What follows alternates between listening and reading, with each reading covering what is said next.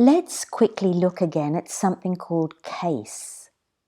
The capital and the small letters, the upper and the lower case. So the top row are big letters, capital letters or uppercase. And these are the small letters or lowercase.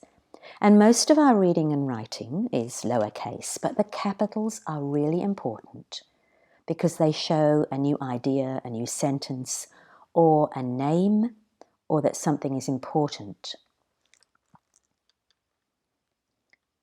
And we also talk about block letters, like children's blocks. And that's when we use all capitals to fill in a form. And you can see that in this case, all the letters are the same size. Whereas small letters and lowercase are not so neat. So I'm going to show you some different fonts. That's the style of letter writing. Now your teacher might be showing you something different from this, like a school handwriting font. But here are a few fonts for you to look at. So the capitals, uppercase, are pink here. The lowercase are blue. And I have done the funny ones in green. And we will look at how the capitals are often quite different from the lowercase. And you can also see, for example, A capital, A small in handwriting, but look at these small a letters. They are the print A that you will see in a book or a newspaper.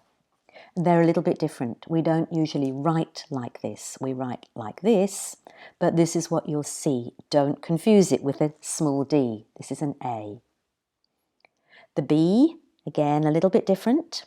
Uppercase and lowercase, usually closed, but sometimes in handwriting, a little bit open.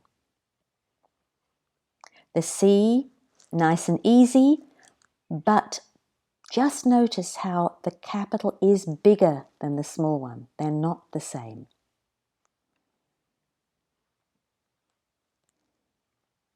The D, again, rather different. Uppercase goes this way, round bit this way. Lowercase that way. By the way, you will sometimes see little tiny tags on print writing. Don't worry about that. When you're doing handwriting, just do something like this. We have E, again a little bit different. F, not so different, but this one is square and this one is rounded. G is a little bit tricky. First of all, the capital and the small letter are quite different, but we also have a rather strange print G. So this is handwriting G, and this is the one you'll see quite often in print. And this is also a handwriting one, sometimes with a loop. When we do the joined letters, we may make loops to join them up. And also really important is that this tail of the G hangs down under the line. I'll show you more about that later. H, or H, depending how you say it. A little bit different, but both have got a sticking up bit. This has got two arms up, this one arm up. I, we already talked about the fact that this is a tiny bit tricky because the capital I can have little tags on, but it can just be, oops, I'm sorry, I didn't mean to do that. It can just be an I like this, which looks like a small L and looks like a number 1. And small I always has a dot on it. I sometimes forget to write this and my students have to remind me. Now, J, you can see two different capitals, one with a top and one without. And again, the small j has got a dot on. K, very similar, capital and lowercase, but you can see there's a difference. The capital fits in a box like a block letter. Can you see how both these arms up, reach the top line. But the small k is up high here, but this one's not as high. So that's the difference. That's how we can always tell that's a capital K and that is a small k. Then there's L. And again, yes, it can have a little curve at the bottom, but it can also just be a straight line, like a capital I, like a 1. So it won't confuse you. Once you are reading okay, this will not be a problem. M, spiky for the capital, round for the lowercase.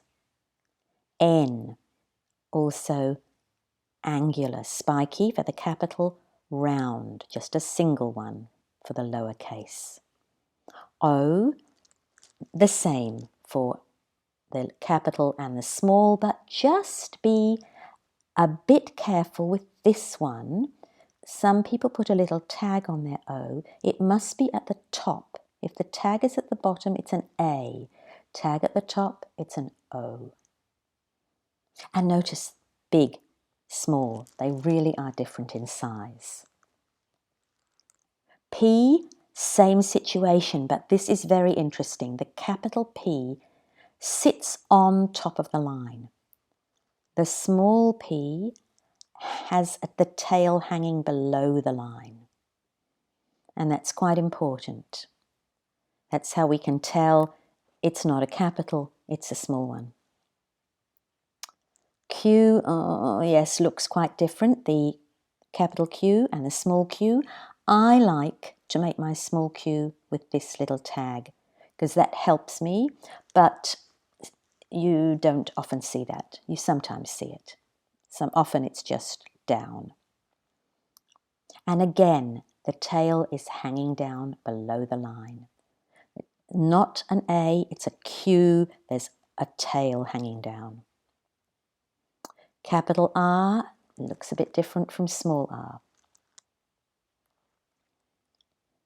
S, again, the size between the capital and the small.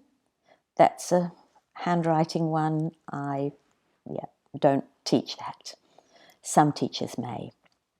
The T, notice the T can be just a straight line or it can be a curved line. Always cross this way. Now that's true for T and F, this way. And the U, the small U can have a little tag or not. I usually do a little tag at the end, but it must be a round letter, and I'll show you why in a minute. Because it has to look different from V, which is a pointed letter. So there's V. Again, just bigger and smaller. W looks like two V's. Yeah, sorry, but it's W. And again, it's a point. It's like two V's, pointed, pointed. Although some people will write the small one like W with rounded letters. X, large one and small one. Y, again, the large Y sits on the line, but this one is hanging down below the line. It can be a pointed letter or it can be a rounded one, and I often write it rounded like that. And the Z, no difference, this one is bigger, except you sometimes see a handwriting Z like this. I think you won't see this very often, maybe on fancy signs.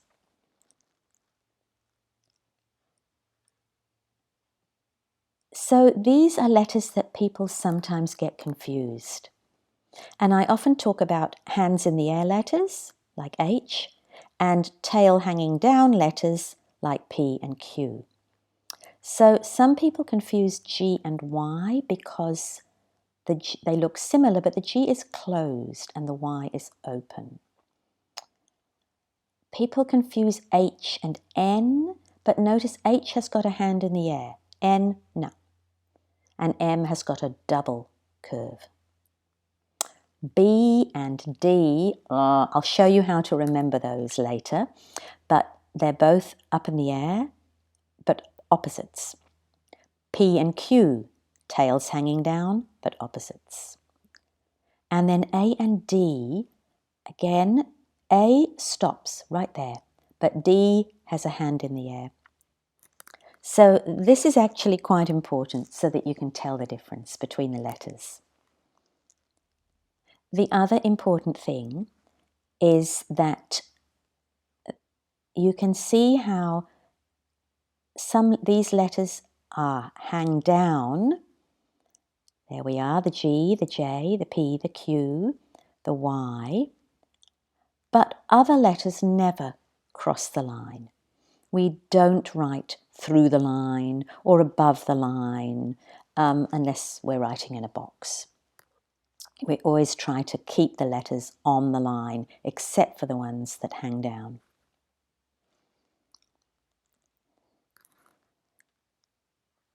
Now, sometimes you will see things that are all small letters, and I'll read these for you. I don't expect you to read them, but it's a little bit unusual because usually a name will begin with a capital letter. So here we have open, all small letters. Instagram starts with a small I. eBay starts with a small e. Or a hashtag, garden. Okay, that's just as a kind of way to be friendly or joking or as a business logo. Normally, you will see things with a capital at the beginning. Or you might see this, all capitals. But usually you only see that in signs. Open, stop, security, one way. All capitals is a bit like, well, it's shouting in a text message. So we don't do it in normal writing. We focus on the small letters, and I'll show you about that very soon. So let's go on to a very quick look at writing.